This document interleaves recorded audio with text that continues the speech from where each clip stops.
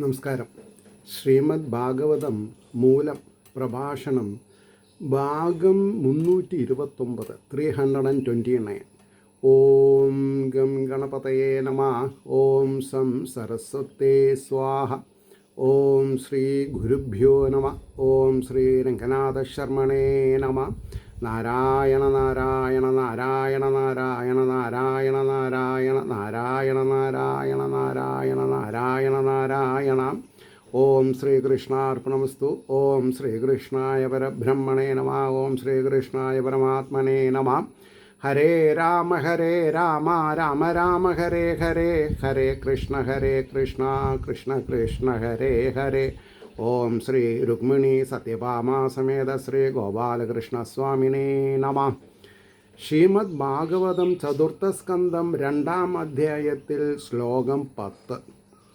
അയം തു ലോകപാലാനാം യശോഗ്നോ നിരപത്രപാ സദ്ഭിരാചരിതഃ പന്ഥാ യേന സ്തബ്ധേന ദൂഷിത. അതിൻ്റെ വാക്കാർത്ഥം പറയുമ്പോൾ, ഇവനാകട്ടെ ലോകപാലന്മാരുടെ യശസ്സിനെ നശിപ്പിക്കുന്നവനും ലജ്ജാഹീനനുമാകുന്നു. ഗർവിഷ്ഠനായ യാതൊരുവനാൽ സത്തുക്കളാൽ അനുഷ്ഠിക്കപ്പെട്ട മാർഗം ദുഷിപ്പിക്കപ്പെട്ടിരിക്കുന്നു. ഇത് ശ്രദ്ധിക്കണം. ഒരാളുടെ കൊള്ളരുതായ്മ കൊണ്ട് നാം ആചരിച്ചു വരുന്ന സത്പ്രവർത്തികളിൽ വിഘ്നം വരാൻ പാടില്ല. അതാണ് നിസ്സംഗം. ആരോടും സംഘം പാടില്ല എന്ന് പറയും. ആത്മാരാമത്വത്തിൽ രമിക്കുക, അതാണ് ഉദ്ദേശം. ഇനി അതിൻ്റെ ഭാവാർത്ഥം കുറച്ച് ലെങ്തി ആയിട്ട് പറഞ്ഞിട്ടുണ്ട്. ഒന്ന് അതിൻ്റെ പ്രിയാമ്പിള് എന്താ, അത് സാധുവൃത്ത പ്രസ്താവത്തിനിപ്പോൾ കാരണമെന്തെന്ന് കാണിച്ചുകൊണ്ട് ശിവദൂഷണം ആരംഭിക്കുന്നു. ആരെ? ദക്ഷ പ്രജാപതി എന്തുകൊണ്ട് ശിവന് വേണ്ട ഹവിർഭാഗം വെച്ചില്ല? അതിന് അദ്ദേഹത്തിൻ്റെ അയുക്തി സഹിതമായ കാര്യങ്ങൾ, യുക്തിയല്ല. കേൾക്കുക. ഇവനാകട്ടെ ലോകപാലന്മാരുടെ കീർത്തിയെ നശിപ്പിക്കുന്ന ലജ്ജാഹീനനായി കാണപ്പെടുന്നു എന്നുള്ള ഒരു അപരാധം പറഞ്ഞു പരത്തി. എന്തുകൊണ്ടെന്നാൽ ഗർവിഷ്ഠനായ ഇവൻ സജ്ജനങ്ങൾ ആചരിക്കുന്ന മാർഗത്തെ ദുഷിപ്പിക്കുന്നു എന്ന് പറഞ്ഞാൽ, ഈ ദക്ഷപ്രജാപതിയുടെ സ്വഭാവം എന്താ വിചാരിച്ചാൽ, തന്നെ കാണുമ്പോൾ എല്ലാവരും നീച്ചു നിൽക്കണം. അപ്പോൾ ലോകപാലകന്മാരാണ് ശിവനും ബ്രഹ്മാവും വിഷ്ണു എന്നുള്ളത് ഇദ്ദേഹം മറക്കുകയാണ്. ഇദ്ദേഹം വൺ സൈഡഡാണ്. ശിവനെ പൂജിക്കില്ല. ബ്രഹ്മാവിൻ്റെ മകനാണ്, അപ്പോൾ ബ്രഹ്മാവിനെയും പൂജിക്കണ്ട, വിഷ്ണുവിനെ പൂജിക്കുകയും ചെയ്യും. അപ്പോൾ ഈ സമഭാവന ഇല്ലാതെ കണ്ട് ഉള്ള രീതി തെറ്റാണ് എന്ന് ദക്ഷയാഗം പഠിപ്പിക്കുന്നു. അപ്പോൾ നമ്മൾ എത്ര സപ്താഹങ്ങൾ കേട്ടു, എത്ര സപ്താഹങ്ങൾ നടത്തി? ഈ ഒരു വിവരം നമുക്ക് കിട്ടുന്നുണ്ടോ? ഇല്ല. അവിടെയാണ് നമുക്ക് പ്രശ്നം വരുന്നത്. അപ്പോൾ ഇനി അതിൻ്റെ കൺക്ലൂഷൻ പാർട്ട് വളരെ ഡീറ്റെയിൽ ആയിട്ട് പറയുന്നുണ്ട്. ദേഹാഭിമാനം നിമിത്തം അഹങ്കാരത്തെ സൂചിപ്പിച്ചുകൊണ്ട് അജ്ഞാനമോ മത്സരമോ നിമിത്തമല്ല പറയുന്നതെന്ന് ദക്ഷൻ ആദ്യം പറഞ്ഞിരുന്നാലും അത് സത്യമല്ല. ദക്ഷൻ പറഞ്ഞത് സത്യമല്ല, അതാണ് നമ്മൾ മനസ്സിലാക്കേണ്ടത്. അപ്പം നമ്മളൊരു സഭയിലിരുന്ന് എന്തെങ്കിലും വാഗ്വാദങ്ങൾ ചെയ്യുമ്പോൾ ഒപ്പം ഇരിക്കുന്ന സജ്ജനങ്ങളെ ദൂഷ്യപ്പെടുത്തിയിട്ട് ഒരു സംഭാഷണം പാടില്ല. അപ്പോൾ പറഞ്ഞു അത് സത്യമല്ല. പിന്നെയോ, ശിവമാഹാത്മ്യം അറിയുവാനുള്ള യോഗ്യത തനിക്കില്ലെന്നു തന്നെ പ്രകാശിപ്പിച്ചുകൊണ്ട് ശിവനെ ദുഷിച്ചിരിക്കുന്നു. എങ്കിലും ശിവൻ്റെ ശക്തിയംശമായിരിക്കുന്ന വാഗ്ദേവതയാകട്ടെ ദക്ഷനെ അറിയാതെ തന്നെ ശിവമാഹാത്മ്യത്തെ പ്രകാശിപ്പിച്ചുകൊണ്ടിരുന്നു. അതെങ്ങനെയെന്നാൽ, ഈ ശിവനാകട്ടെ ഇന്ദ്രാദി ലോകപാലന്മാരുടെ കീർത്തിയെ നിസ്സാരമാക്കി തീർക്കുവാൻ തക്ക വൈഭവമുള്ളവനാകുന്നു. അതുകൊണ്ടാണ് ദിക്പാലന്മാരെ ഉദ്ധാനാദികളായ ഉപചാരത്തെ ചെയ്യാത്തത് എന്ന് സാരം. ഒരു സദസ്സിലുള്ള മാന്യന്മാർ ചെയ്യുന്ന മര്യാദയെ അതിക്രമിക്കുന്നത് ലജ്ജാകരമല്ലയോ എന്നും ശങ്കിക്കേണ്ട. ഇദ്ദേഹം ലോകസാമാന്യന്മാരുടെ നിലയിൽ മനസ്സങ്കോചരൂപമായ ലജ്ജാതി വികാരങ്ങൾ ഉള്ളവനല്ല, നിത്യാനന്ദ സ്വരൂപനാകുന്നു. ആരെ? ശിവൻ നിത്യാനന്ദ സ്വരൂപനാണ്. അപ്പോൾ ആ വേവ് ലെങ്ത്തിലുള്ളവർക്ക് അദ്ദേഹത്തിന് അറിയൂ. അപ്പോൾ ഈ നിത്യാനന്ദ സ്വരൂപൻ ആണ് ആത്മാരാമത്വം. അതാണ് പൊതുവെ ആൾക്കാർ ഇഷ്ടപ്പെടാത്തത്. കാരണം എന്താ, മറ്റുള്ളവരുടെ മുമ്പിൽ ഞെളിയണമെന്നുണ്ടെങ്കിൽ കുറേ കൺകെട്ട് ഇന്ദ്രജാലം മഹേന്ദ്രജാലമൊക്കെ കാണിക്കണം, മനസ്സിലായില്ലേ? അപ്പം അതുകൊണ്ട് സാധാരണ ലോകം ആചരിക്കുന്ന വിധി നിഷേധ രൂപമായ കർമ്മത്തിന് അടിമപ്പെട്ടിരിക്കുന്നില്ല. ആര്? ശിവൻ. ദക്ഷനാണെങ്കിലോ അടിമപ്പെട്ടവനാണ്. ഇനിയും ആനന്ദമാത്രമായിരിക്കുന്നതിനാൽ സ്തബ്ധനാകുന്നു, അതായത് നിശ്ചേഷ്ടനാകുന്നു എന്നർത്ഥം. കുറ്റിയടിച്ച കൂട്ടത്തിൽ ഇരിക്കും ആര്? ശിവൻ. കാരണം എന്താ, ഈ കൊള്ളർതായ്മ എന്തിനാണ് കാണുന്നത്? അതാണ്. പിന്നെ പറഞ്ഞു, വൃക്ഷ ഇവ സ്തബ്ധോ ദിവി തിഷ്ടത്യേകസ്തേനേതം വ്യാപ്തം പൂർണ്ണേന സർവം എന്ന വേദവാക്യം സ്തബ്ധതത്വം ബ്രഹ്മധർമ്മമാണെന്ന് കാണിക്കുന്നു. അപ്പോൾ ഇപ്പോൾ ഈ ഒരു അവസ്ഥയിലായിരുന്നു പരീക്ഷത്ത് മഹാരാജാവ് നായാട്ട് കഴിഞ്ഞിട്ട് ശമീക മഹർഷിയുടെ പർണശാലയിൽ വന്നപ്പോൾ അദ്ദേഹം തുര്യാവസ്ഥയിലിരിക്കുകയാണ്. അപ്പം ഞാൻ രാജാവാണ്, എന്നെ കണ്ടിട്ട് എന്തുകൊണ്ട് എണീറ്റില്ല, കള്ളത്തരം കാണിക്കുകയാണോ കണ്ണും ചെമ്മിയിട്ട് എന്ന് തെറ്റിദ്ധരിച്ചു. ആരെ? പരീക്ഷത്ത് മഹാരാജാവ്. പറയുമ്പോൾ മാതൃഗർഭത്തിൽ സാക്ഷാൽ മഹാവിഷ്ണുവിനാൽ പരിരക്ഷിക്കപ്പെട്ട വിദ്വാനായിട്ട് കൂടി. ഇതാണ് സനാതനധർമ്മത്തിൻ്റെ വീര്യം, യശസ്. അപ്പോൾ ജീവൻ അപൂർണനാകയാൽ ചലിക്കുന്നു, ബ്രഹ്മമാകട്ടെ പൂർണ്ണമാകയാൽ ചലനാദി വികാരം മറ്റിരിക്കുന്നു. ബ്രഹ്മവും ജീവനും കൂടിയുള്ള വ്യത്യാസം എന്താ? നമ്മുടെ ഉള്ളിൽ സ്ഥിതി ചെയ്യുന്ന കൂടസ്ഥൻ, സർവജീവ ഗുഹാശയൻ, അന്തര്യാമി, അത് ചലിക്കണില്ല. നമ്മൾ ചലിക്കണു. കാരണം എന്താ? മായ. അപ്പോൾ അതിനാൽ അപ്പോൾ പറഞ്ഞു, ലോകാതീതമായും എങ്ങും വ്യാപിച്ചിരിക്കുന്നു എന്നാണ് വേദവാക്യാർത്ഥം. അതിനാൽ സാധാരണ ദിക്പാലാദികളായ സദസ്യന്മാരുടെ നിലയിൽ ഉദ്ധാനാദ്യുപചാരം ശിവൻ ചെയ്യേണ്ടതായിരിക്കുന്നില്ല. ഇതാണ് ഇതിൻ്റെ ഇൻട്രിക്കേറ്റ് പോയിൻറ്റ്സ്. ഈ സ്തുതി രൂപമായ അർത്ഥം അപ്രകൃതമാകുന്നു, പ്രകൃതോചിതമായ അർത്ഥം നിന്ന് തന്നെ എന്ന് പറഞ്ഞ് അവസാനിപ്പിച്ചു. 11ാമത്തെ ശ്ലോകം. യേഷമേ ശിഷ്യതാം പ്രാപ്തോ യന്മേ ദുഹിതരഗ്രഹീത് പാണിം വിപ്രാഗ്നിമുഖത സാവിത്ര്യ ഇവ സാധുവത്. ഇവൻ എൻ്റെ ശിഷ്യതയെ പ്രാപിച്ചിരിക്കുന്നു. എങ്ങനെയെന്നാൽ സാവിത്രിക്ക് തുല്യമായിരിക്കുന്ന എൻ്റെ പുത്രിയുടെ കരത്തെ വിപ്രന്മാരുടെയും അഗ്നിയുടെയും മുമ്പാകെ സാധുവെന്ന മട്ടിൽ ഗ്രഹിച്ചു. ആര്? പരമശിവൻ സതീദേവിയെ പാണിഗ്രഹണം ചെയ്തിട്ടുണ്ട്. അപ്പോൾ എൻ്റെ ഭാര്യ ആർക്ക് സമാനാന്നാണ് പറഞ്ഞത്? സരസ്വതിക്ക് സമാനം. ആയിക്കോട്ടെ. അതുകൊണ്ട് ആനപ്പുറത്തിരിക്കുന്ന ആളുടെ മകന് ചന്തിക്ക് തഴമ്പുണ്ടായിക്കൊള്ളുന്നില്ലല്ലോ. അതാണ് ഇവിടെ നമ്മൾ മനസ്സിലാക്കേണ്ടത്. അതിൻ്റെ ഭാവാർത്ഥം എങ്ങനെ സാധുമാർഗത്തെ ദുഷിപ്പിച്ചിരിക്കുന്നുവെന്ന് സ്പഷ്ടമായി പറയുന്നു. സാവിത്രിയെപ്പോലെ പരിശുദ്ധയായ എൻ്റെ പുത്രിയെ സാധുവെന്ന നിലയിൽ ബ്രാഹ്മണരുടെയും അഗ്നിയുടെയും മുമ്പാകെ പാണിഗ്രഹണം ചെയ്തിരിക്കുന്ന ഇവൻ എൻ്റെ ശിഷ്യനെന്ന നിലയെ പ്രാപിച്ചിരിക്കുന്നു. സവിതാവാകുന്ന ദേവതയോടുകൂടിയ ഗായത്രി. അതിൻ്റെ ഒരു ഇൻ്റർപ്രിട്ടേഷൻ കൊടുത്തതാണ്. ഇനി സ്തുതിപക്ഷത്തിൽ ഇതെങ്ങനെയാണ് വരുന്നത്? ഈ മഹാദേവൻ ലോകരീതിയെ അനുസരിച്ച് പരിശുദ്ധയായ എൻ്റെ പുത്രിയുടെ പാണിഗ്രഹം ചെയ്തിരിക്കുന്നുവെങ്കിലും എൻ്റെ ശിഷ്യതയെ പ്രാപിച്ചിരുന്നില്ല. അതിനാവശ്യമില്ലല്ലോ. ചിലപ്പോൾ ഫാദറുള്ളവനേക്കാൾ വലിയ മരുമക്കൾ ഉണ്ടാവും. അതിന് നമ്മൾ അമ്മായിയപ്പന്മാരെ ലഹള കൂട്ടിയിട്ട് യാതൊരു കാര്യമില്ല. ഒരു ഉദാഹരണം പറയാം. ജനക മഹാരാജാവിൻ്റെ മരുമകനാണ് ശ്രീകൃഷ്ണൻ. ശ്രീകൃഷ്ണൻ ആരാ? ജഗന്നിവാസനാണ്. അത് വിചാരിച്ചിട്ട് ജനകന് വല്ല ദോഷം ഉണ്ടായോ? ഇല്ല. പക്ഷെ ജനകൻ ആരാ? ജനിക്കാത്തവെന്ന അർത്ഥം പറയാം. അപ്പോൾ അദ്ദേഹത്തിന് ആ ബ്രഹ്മം പറഞ്ഞാൽ എന്താണെന്ന് അറിയാം. നേരെ മറിച്ച് ദക്ഷ പ്രജാപതിക്ക് ആ ഒരു ആംഗിൾ ഇല്ല. അവിടെയാണ് അദ്ദേഹത്തിൻ്റെ പരാജയം. അപ്പോൾ ലോകരീതിയിലുള്ള ഒരു സാധുവിൻ്റെ നിലയല്ല ഇദ്ദേഹത്തിനുള്ളത്. പിന്നെയോ ഈശ്വരത്വം സ്വതസിദ്ധമാകുന്നു. ഈശ്വരത്വം ആർക്ക്? പരമശിവന് ഈശ്വരത്വമുണ്ട്. അതിനാൽ പുത്രിയുടെ വല്ലഭൻ പിതാവിൽ പ്രകാശിപ്പിക്കേണ്ടതായ വിനയോപചാരാദികൾ കാണിപ്പാൻ അവകാശപ്പെട്ടിരിക്കുന്നില്ല. നോട്ട് അറ്റ് ആൾ നീഡഡ് എന്നാണ് പറഞ്ഞത്.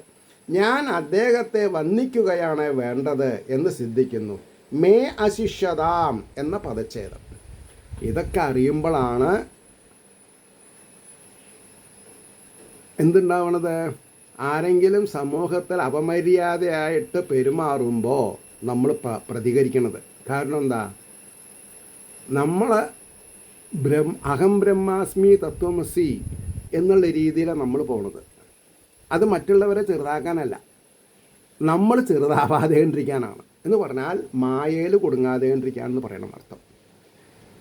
അപ്പോൾ 12ാമത്തെ ശ്ലോകം. ഗൃഹീത്വാ മൃഗശാഭാക്ഷ്യാ പാണിം മർക്കടലോചന പ്രത്യുദ്ധാനാഭിവാദാർഹേ വാചാപ്യകൃത ന ഉചിതം. മർക്കടതുല്യ ദൃഷ്ടിയുള്ളവൻ മാൻകുട്ടിയെ നേത്രങ്ങൾ പോലെ ഇരിക്കുന്ന നേത്രങ്ങളോടുകൂടിയ പുത്രിയുടെ പാണിയെ ഗ്രഹിച്ചിട്ട് പ്രത്യുദ്ധാനം അഭിവാദം മുതലായവ ചെയ്യുവാൻ അർഹനായ എന്നിൽ വാക്കുകൊണ്ടും കൂടെ ഉചിതത്തെ ചെയ്തില്ല എന്ന ഒരു പരിഭവമാണ് ആർക്കുണ്ടായത്? ദക്ഷപ്രജാപതിക്ക്. ആവശ്യമില്ലാത്തതാണത്. അദ്ദേഹം ശിവനെ ഈശ്വരനായിട്ട് കണ്ടാൽ മതിയായിരുന്നു. എൻ്റെ മരുമകൻ ഈശ്വരനാണ് എന്ന് പറയാനുള്ള യോഗ്യത അദ്ദേഹത്തിന് ഇല്ലാണ്ട് പോയി. അവിടെയാണ് പ്രശ്നം. അപ്പോൾ പറയണു, കേവല സ്വാർത്ഥത്തെ സ്വാധിക്കുന്നതിൽ ശ്രദ്ധിച്ച ശിവൻ കൃതജ്ഞനാണെന്ന് പറഞ്ഞ് ദുഷിക്കുന്നു. സത്യത്തിൽ ആരോപണമാണതേ. നേത്രാദി സകല അവയവങ്ങളിലും ഒരുപോലെ സൗന്ദര്യവതിയായ എൻ്റെ പുത്രിയുടെ പാണിഗ്രഹം ചെയ്യുവാനുള്ള സൗന്ദര്യാദി ഗുണങ്ങളില്ലാത്ത ഈ മർക്കടലോചനൻ. അപ്പോൾ അവിടെ ആരോപിക്കാൻ മാത്രമല്ല, അവഹേളിക്കുകയും ചെയ്തു. അത് ചെയ്യാൻ പാടില്ല, ഒരിക്കലും ചെയ്യാൻ പാടില്ല. പിന്നെ സ്വാർത്ഥ ബുദ്ധിയാണ് എൻ്റെ മകൾ കേമത്തി എന്നുള്ളത്.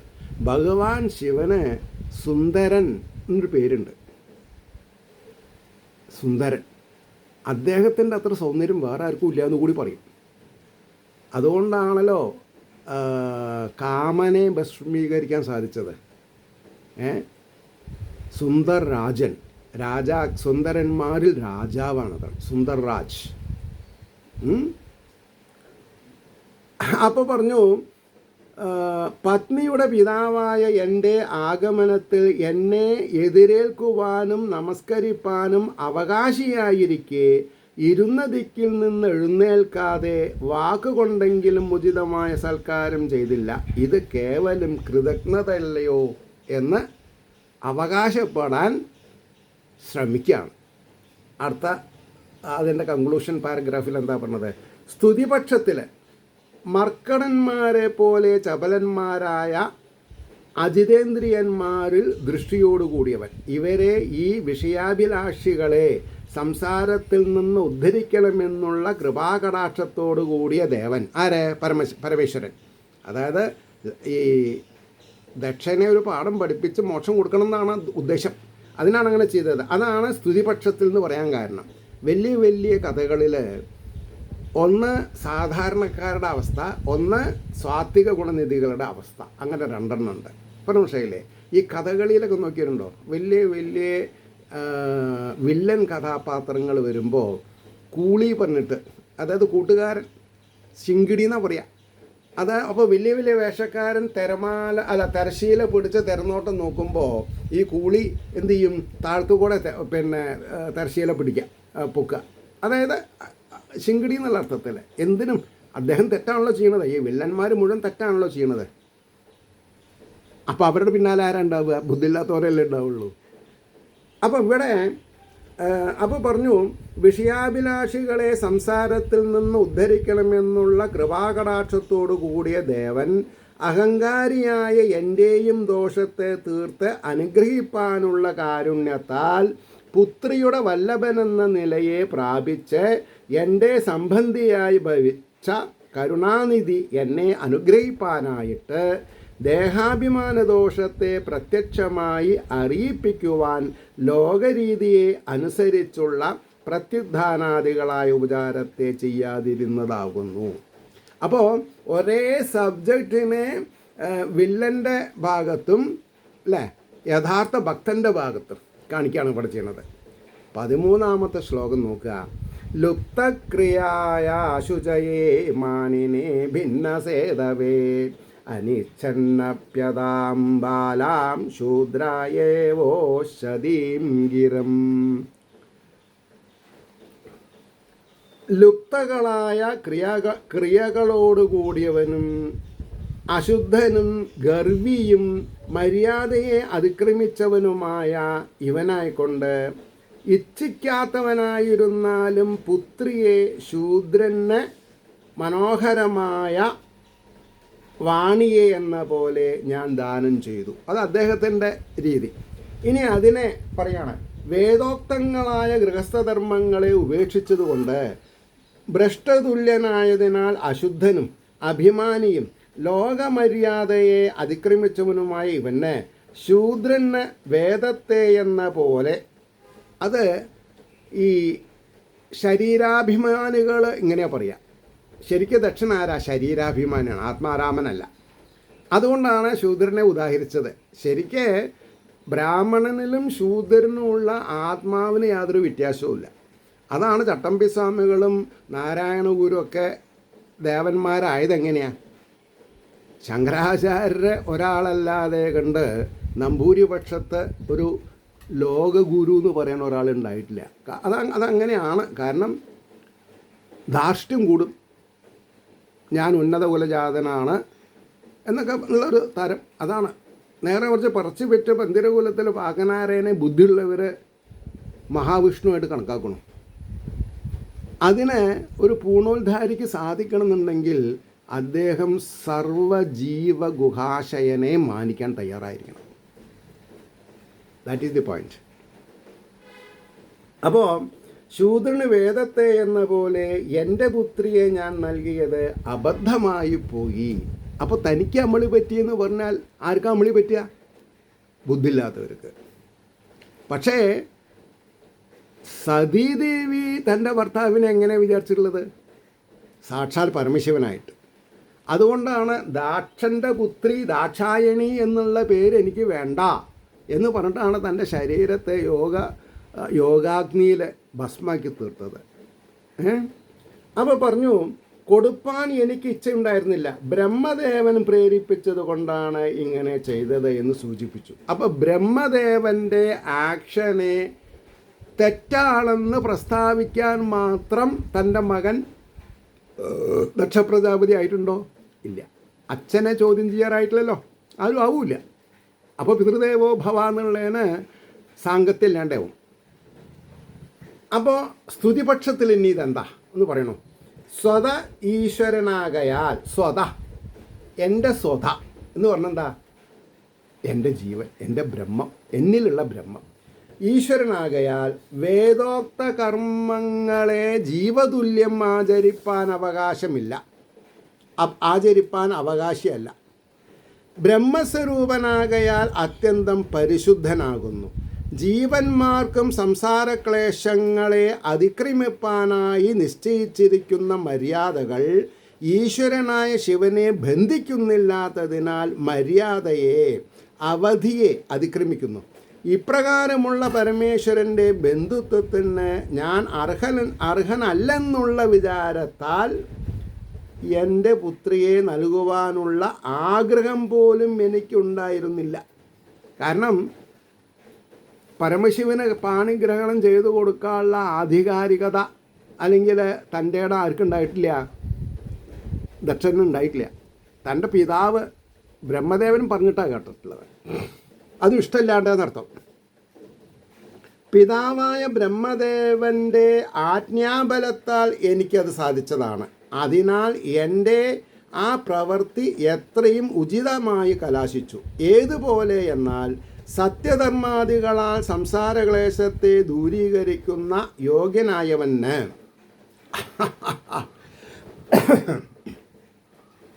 ഏതുപോലെ എന്നാൽ സത്യധർമാദികളാൽ സംസാരക്ലേശത്തെ ദൂരീകരിച്ചിരിക്കുന്ന യോഗ്യനായവന്, ശൂദ്രനും യോഗ്യത ഉണ്ട് എന്നാണ് സത്യം. അത് ചിലവർ ഇല്ലാന്നാക്കി. ശൂദ്രന് യോഗ്യനായവൻ മഹാവാക്യത്തെ, ജീവബ്രഹ്മൈക്യത്തെ ബോധിപ്പിക്കുന്ന വേദവാക്യത്തെ ഉപദേശിക്കുന്നത് പോലെ ശ്രേഷ്ഠമായി തീർന്നു. ഈ തുഞ്ചത്തെഴുത്തച്ഛൻ്റെ കഥ അല്ലെങ്കിൽ എന്താ പറയുക, ജീവചരിത്രം വായിച്ചാൽ നമ്പൂരി ബ്രാഹ്മണരുടെ പോരായ്മകൾ ശരിക്കും മനസ്സിലാക്കാൻ പറ്റും. കാരണം ഈ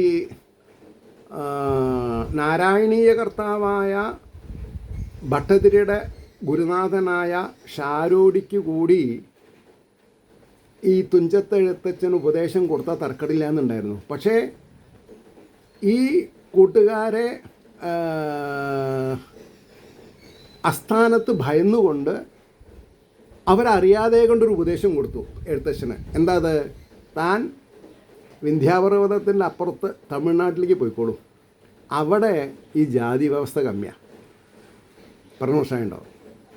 ഈ ആഴ്വാർമാർ അല്ലെങ്കിൽ വള്ളുവർ അവരൊക്കെ വലിയ വലിയ ആസാമികളാണ്, പക്ഷെ ജാതിയുടെ മുകളിലല്ല അറിയണത്.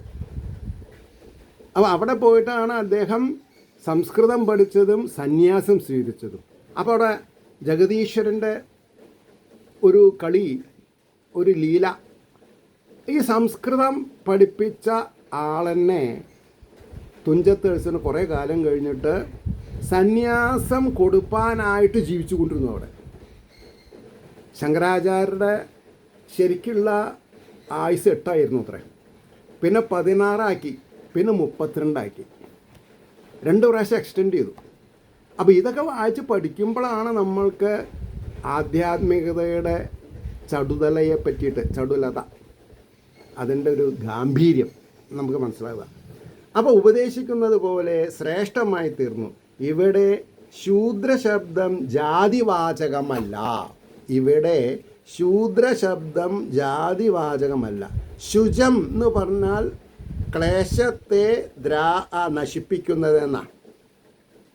ഓവുണ്ട്. അപ്പം ഇതിൻ്റെ ഒരു ശരിക്കുള്ള അർത്ഥം മനസ്സിലാക്കി കഴിഞ്ഞാലേ നമ്മൾ ഞെട്ടും.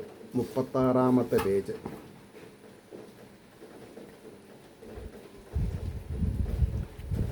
ശുചിയെ ആർദ്രമാക്കുക എന്നാ ശൂദ്രൻ എന്നുള്ളതിന് അർത്ഥം പറയാം. അതാണ് പണ്ഡിതന്മാർക്ക് ഇത് പ്രശ്നമല്ല, അല്പന്മാർക്കാണ് പ്രശ്നം മുഴുവൻ. അപ്പോൾ ക്ലേശത്തെ, ശുചം എന്ന് പറഞ്ഞിട്ടുണ്ടെങ്കിൽ ക്ലേശം എന്നാണ്, ശുചി എന്നുള്ള അർത്ഥത്തിലല്ല. ക്ലേശത്തെ നശിപ്പിക്കുന്നു എന്നർത്ഥം. അവിദ്യ, അസ്മിത എന്നാദിയായ പഞ്ചക്ലേശങ്ങളെ അതിക്രമിച്ചവൻ ശൂദ്രൻ എന്നാണ് ഇവിടെ അർത്ഥം. അങ്ങനെയുള്ളവൻ തന്നെ വേദാധികാരി എന്നുറപ്പിച്ചിരിക്കുന്നു. ശൂദ്രശബ്ദാർത്ഥം മറ്റൊരു വിധത്തിലുമാവാം. സംസാരക്ലേശം നിമിത്തം ഓടുന്നു ഗുരുസന്നിധിയിലേക്ക് എന്നായാലും മഹാവാക്യാർത്ഥ ശ്രവണാദികൾക്ക് അധികാരത്വം സിദ്ധിക്കും. പിന്നെ എങ്ങനെയാ ശൂദ്രൻ വേദങ്ങൾ പഠിക്കാൻ പാടില്ല എന്ന് പറഞ്ഞത്? അവർ ജാതി വ്യവസ്ഥ കൊണ്ടുവന്നു. ജാതി വ്യവസ്ഥയും വർണ്ണശങ്കരം കൂടിയിട്ട് വളരെ വ്യത്യാസമുണ്ട്. വർണ്ണം, ഈ ചാതുർവർണ്ണയും കൂടിയിട്ട് വളരെ വ്യത്യാസമുണ്ട്. ഓരോ തൊഴിൽ ചെയ്യുന്നവരേനെയാണ് ചാതുർവർണ്ണത്തിൽ പറഞ്ഞിട്ടുള്ളത്. ഇവിടെ അമ്മ പെറ്റിട്ടുള്ള ആൾക്കാരെ തന്നെയാണ് ഇവർ ശൂദ്രന്മാരാക്കിയത്. വിവരമില്ലായ്മ എന്നാണ് എനിക്ക് പറയുള്ളൂ, വേറൊന്നും പറയില്ല. അപ്പോൾ എന്നായാലും മഹാവ്യാകാർത്ഥ ശ്രവണാദികൾക്ക് അധികാരത്വം ഉണ്ടെന്ന് ആര് പറയണു? ഗോപാലൻ നായർ അദ്ദേഹം പറഞ്ഞു. ഗോപാലൻ നായർ ആരാ? എന്നെ പോലൊരു ആളാണ്, മഹാനാണ് അദ്ദേഹം. പറഞ്ഞു ശൈലേ. അതിനെ ഖണ്ഡിക്കാൻ അദ്ദേഹത്തിൻ്റെ മുമ്പിൽ അന്നത്തെ ബ്രാഹ്മണർക്കും ഇന്നത്തെ ബ്രാഹ്മണർക്കും സാധിച്ചിട്ടില്ല, സാധിക്കില്ല. മാറുക എന്ന് പറഞ്ഞാൽ ആരാ മാറേണ്ടത്? ശരീരത്തിൽ നിന്ന് ആത്മാവ് മാറിയാൽ പിണയില്ലേ? അതെന്താ മനസ്സിലാക്കാത്തത്? 14-ാമത്തെ ശ്ലോകം. പ്രേതാവാസേഷു ഘോരേഷു പ്രേതൈർഭൂതഗണൈർവൃത അടത്യുന്മത്തവന്നഗ്നോ വ്യുക്തകേശോഹസൻരുദൻ. അതിൻ്റെ അർത്ഥം ഭയങ്കരങ്ങളായ പ്രേതാവാസങ്ങളിൽ പ്രേതങ്ങളാലും ഭൂതങ്ങളാലും ചുറ്റപ്പെട്ടവനായിട്ടും നഗ്നനായിട്ടും അഴിച്ചിട്ടിരിക്കുന്ന തലമുടിയോടുകൂടിയവനായിട്ടും ഉന്മത്തനെ പോലെ ചിരിക്കുകയും കരയുകയും ചെയ്യുന്നവനായിട്ട് സഞ്ചരിക്കുന്നു എന്നാണ് ആ ശ്ലോകത്തിനർത്ഥം. ആര്? ശിവൻ. പ്രേതങ്ങൾ വസിക്കുന്ന ഭയങ്കര സ്ഥാനങ്ങളിൽ ഭൂതപ്രേതഗണങ്ങളോട് ചേർന്നും തലമുടി അഴിച്ചിട്ടും വസ്ത്രം ധരിക്കാതെയും ഭ്രാന്തനെ പോലെ ചിരിച്ചും കരഞ്ഞും കൊണ്ട് സഞ്ചരിക്കുന്നു. ഇതാണ് കണ്ടുപിടുത്തം. അത് ഈശ്വരീയതയുടെ വലിയ ഒരു അലംഘനം, ലംഘിക്കാൻ പറ്റാത്തൊരവസ്ഥ എന്നുള്ളത് നമ്മൾ മനസ്സിലാക്കിയിട്ടില്ല. 15-ാമത്തെ ശ്ലോകം ഒരു ടിപ്പിക്കൽ ശ്ലോക, 3 വരി നീണ്ട ശ്ലോകങ്ങളാണ്. ചിതാഭസ്മകൃതസ്നാന പ്രേതസ്രംഗ്രസ്തിഭൂഷണ അസ്ഥിഭൂഷണ ശിവാപദേശോ ഹി അശിവോ മത്തോ മത്തജനപ്രിയ പതി പ്രമദഭൂതാനാം തമോ മാത്രാത്മകാത്മനാം. എടുത്താൽ പൊന്തില്ല, ഹിമാലയ പർവ്വതം പോലെ ഉള്ളൊരു അർത്ഥമുള്ളതാണത്.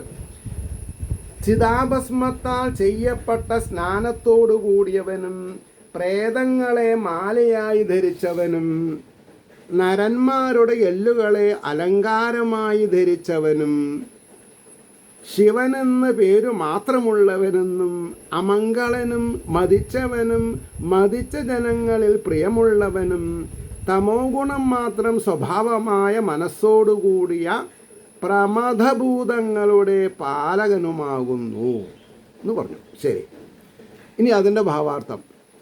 ചുടലഭസ്മത്തെ ശരീരത്തിൽ ആപാദചൂടം ധരിക്കുന്നു.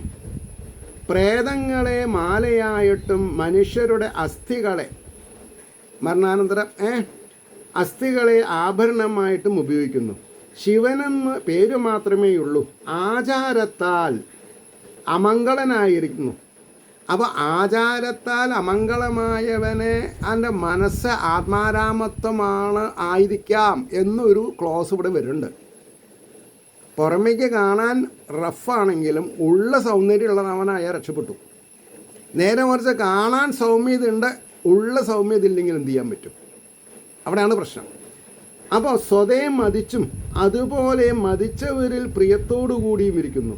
തമോ ഗുണപ്രധാനമായ മനസ്സോടുകൂടിയിരിക്കുന്ന പ്രമഥങ്ങളുടെയും ഭൂതഗണങ്ങളുടെയും പാലകനുമാകുന്നു എന്ന് പറഞ്ഞു. ഇനി 16-ാമത്തെ ശ്ലോകം. തസ്മാ ഉന്മാദനാധായ നഷ്ടശൗചായ ദുർഹൃദേ ദത്താഭതമയാ സ്വാഗ്ഭീ ച ഉദിതേ പരമേഷ്ഠിന. ഉന്മാദഭൂതങ്ങളുടെ നാഥനും നശിച്ചിരിക്കുന്ന ശൗചത്തോടു കൂടിയവനും, അതായത് ശരീരശുചി ഇല്ല പക്ഷെ മാനസശുചിയുണ്ട്, ദുഷിച്ച ഹൃദയത്തോടു കൂടിയവനുമായ അവനായിക്കൊണ്ട് ബ്രഹ്മാവിനാൽ പ്രേരിപ്പിക്കപ്പെട്ടപ്പോൾ സാധുശീലയായ പുത്രി നൽകപ്പെട്ടു. കഷ്ടം, പുത്രീനെ നൽകി. അതാണ് അദ്ദേഹത്തിന് സങ്കടം. ഇനി അതിൻ്റെ ഭാവാർത്ഥം ഒരു പ്രിയാമ്പിളും ഒരു കൺക്ലൂഷൻ പാർട്ടുമാണ്.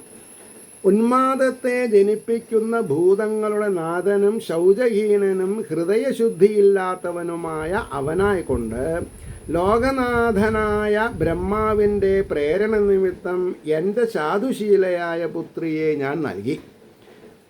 അതായത് പശു ചത്തിട്ടും മോരിലെ പുളി പോവില്ല എന്ന് പറഞ്ഞ മാതിരി കല്യാണം കഴിച്ചു കൊടുത്തിട്ടും മരുമകനെ ആക്സെപ്റ്റ് ചെയ്യാൻ പറ്റാത്ത എത്രയോ ഇൻലോസ് നമ്മുടെ ഇടയിലുണ്ട്. അതിലൊരാൾ ഇവരുടെ പൂർവീകനാണ് ആരെ? ദക്ഷപ്രജാപതി. പ്രശ്നയോ മകളോടുള്ള ഇഷ്ടം മരുമകനോടുണ്ടാവില്ല, അതെ മരുമകളോടുണ്ടാവില്ല. എന്നാലോ മകളോടുള്ള ഇഷ്ടം മരുമകനോടുണ്ടാവുകയും ചെയ്യും. അവിടെയാണ് വ്യത്യാസം. അപ്പോൾ പറഞ്ഞു പിന്നെ അതെ പ്രേരണ നിമിത്തം എൻ്റെ സാധുശീലയായ പുത്രിയെ ഞാൻ നൽകി, അത് വളരെ കഷ്ടമായി ഭവിച്ചു എന്നാണ് പറഞ്ഞത്. സർവഥാ അയോഗ്യന് പുത്രിയെ നൽകിയ ഫലം എനിക്ക് തന്നെ അനുഭവപ്പെട്ടു എന്ന് പശ്ചാത്തപിക്കുകയാണ് ആവശ്യമില്ലാണ്ട്. ഇനി അതിൻ്റെ ഒരു കൺക്ലൂഡിങ് പാർട്ട് പറയണത് എന്താ? 14, 15, 16 എന്നീ പദ്യങ്ങളിൽ നിന്നാപക്ഷം സ്പഷ്ടമാണ്. സ്തുതിപക്ഷത്തിൽ അതായത് അതിൽ 14, 15, 16 ഒന്നായിട്ടാണ് സ്തുതിപക്ഷം പറഞ്ഞത് കേട്ടോ. ജിജ്ഞാസുരഭി യോഗസ്യ ശബ്ദബ്രഹ്മാദി വർത്തതെ. യോഗസ്വരൂപത്തെ അറിവാൻ ആഗ്രഹിക്കുന്നവർ കൂടെ വേദോക്തങ്ങളായ കർമ്മങ്ങളുടെ കിങ്കരനായിരിക്കുന്നില്ല. പിന്നെ യോഗസിദ്ധി അടഞ്ഞവൻ്റെ നില പറയേണ്ടതില്ലല്ലോ. യഥാ യമനുഗൃഹാതി ഭഗവാൻ ആത്മഭാവിത സ ജഹാതിമതിം ലോകേ വേദേ ച പരിനിഷ്ഠിതാം. ഭക്തിസന്തുഷ്ടനായ ഭഗവാൻ അനുഗ്രഹിപ്പാൻ ഇച്ഛിക്കുമ്പോൾ ഭക്തൻ്റെ മാനസം ശാസ്ത്രങ്ങളും വേദങ്ങളും വിധിക്കുന്ന കർമ്മങ്ങളിൽ നിന്ന് ശിഥിലമായി വരും എന്നിങ്ങനെ അവിടെ കാണപ്പെടുന്നതനുസരിച്ച് ഭഗവത് ഭക്തന്മാർ സാധാരണ ലോകരീതിയെ അതിക്രമിക്കും. അപ്പോൾ മാത്രമേ ഭാര്യാപുത്രാദി ബന്ധങ്ങളിൽ നിന്ന് വിടാൻ പറ്റുള്ളൂ എന്നാ. അപ്പോൾ ഈ ഈശ്വരൻ്റെ ലീലാവിലാസം ഭയങ്കരമാണ്. ഈ ഭക്തിമാർഗത്തിൽ സഞ്ചരിക്കുന്നവരെ യഥാസ്ഥിതിക അബുദ്ധിജീവികൾക്ക് മനസ്സിലാക്കാൻ സാധിക്കില്ല. അപ്പോൾ ഇവരെ പറ്റിയിട്ട് തെറ്റായിട്ട് പിന്നെ ചെയ്യും. ഇപ്പോൾ ഞാൻ 2019 ആചാര്യനായിരിക്കുമ്പോൾ എൻ്റെ ഒരു വല്യമ്മയുടെ മകൻ 90 വയസ്സ് കഴിഞ്ഞിട്ട് മരിച്ചാൽ മതി എന്നുള്ള അവസ്ഥയിൽ അസുഖമായിട്ട് കിടക്കുന്ന ആളാണ്. അദ്ദേഹത്തിൻ്റെ വില ഞാൻ ആചരിച്ചില്ല ആചാര്യനായിരിക്കുമ്പോൾ എന്ന ഒരു ദോഷം ആരോപിച്ചിട്ട് ആണ് എന്നെ ഒറ്റപ്പെടുത്തിയത്. അങ്ങനെ ഒറ്റപ്പെടുത്തുക ചെയ്തത് ശരിക്കും പറഞ്ഞാൽ. പക്ഷേ ഞാൻ പിടിച്ചു നിന്നു, എന്നെ ഇറങ്ങില്ല പറയാതെ. ഞാൻ ബ്രഹ്മാസനത്തിൽ ആണ് ഞാൻ ഇരിക്കുന്നത്. പറഞ്ഞില്ലേ, വ്യാസപീഠത്തിലാണ് ഇരിക്കുന്നത്. ഇതാണ് പ്രശ്നം.